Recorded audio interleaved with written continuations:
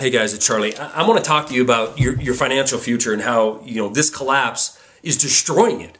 How your financial future is being robbed from you and how it's being taken from you. And you have a government, a so-called representative government, and you have a mainstream media that are not only making it possible, they're writing legislation to guarantee it. In the case of the mainstream media, you have them basically telling you over the last 3 years, all this has been done for your own good. And in fact, you probably remember this article coming out, Daniel Gross in Newsweek, when he talks about America being back. That was written in April 2010. Well, that's what happened for Daniel Gross to write this article. What had to take place for America to be back in Daniel Gross's eyes in that Newsweek article?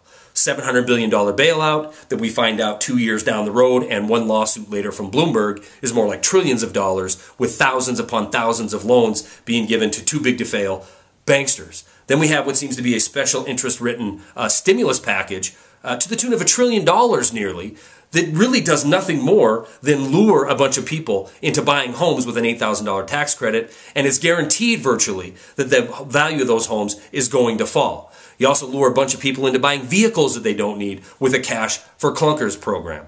Well, when the realization of this America is back starts to fade, and the economy does what it wants to do, which is try to find some kind of equilibrium and let assets fall, instead of letting nature take its course in a once free market economy, we have Ben Bernanke going out in front of cameras in Jackson Hole saying he's got the silver bullet. This one's going to, keep the recovery going. It's going to help Main Street, quantitative easing 2. So let's look what happened in quantitative easing 2. Are we better off now, or are we better off if we wouldn't have done it in the first place? According to QE2, they've created 700,000 jobs. That's how many's been created since it's been in force. That's a cost of $850,000 per job. And if we look deeper into this jobs number, we find out that that's even a scam. The column of unemployment has went down by 600,000.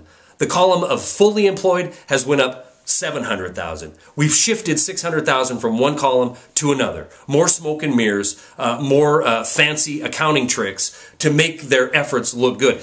And it would have been better off if this money truly would have been dumped into the hands of the people affected most. The people who are starving in this economy, the people losing their homes. In fact, we could have saved 2.4 million homes at the value of $200,000 if we'd have handed that money directly out.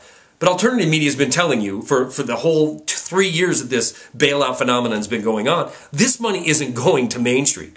It isn't going to make Main Street healthy. The adage of Wall Street gets healthy and Main Street will follow is proven to be nothing more than a cheap, worn-out pun at this point. This money has gone to keep asset values of the too big to fail up. And so they can increase the value of their stock so they can have record profits and record bonuses. We see it, 2010, $135 billion, another record on Wall Street. And what's happened to Main Street? What's happened with all this outrageous amount of money that's been spent? When quantitative easing began, the average home in this country is $177,300. Today, right now, it sits at $163,700. The average middle-class person or family in this country has their wealth, their future, tied to their home. They lost 8% under quantitative easing 2. The idea that this has been done to help Main Street has to be an absolute lie.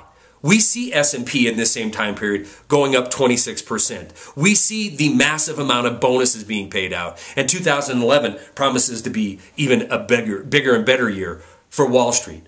And Main Street still, after losing 8% in the value of their home, they see CPI numbers on inflation go from 1.28% to 3.1%. Your financial future has been taken and destroyed in the name of keeping this corporatocracy running, in the name of keeping too big to fail free from sin and fatter and healthier than ever. Stories are attached. That's all I got.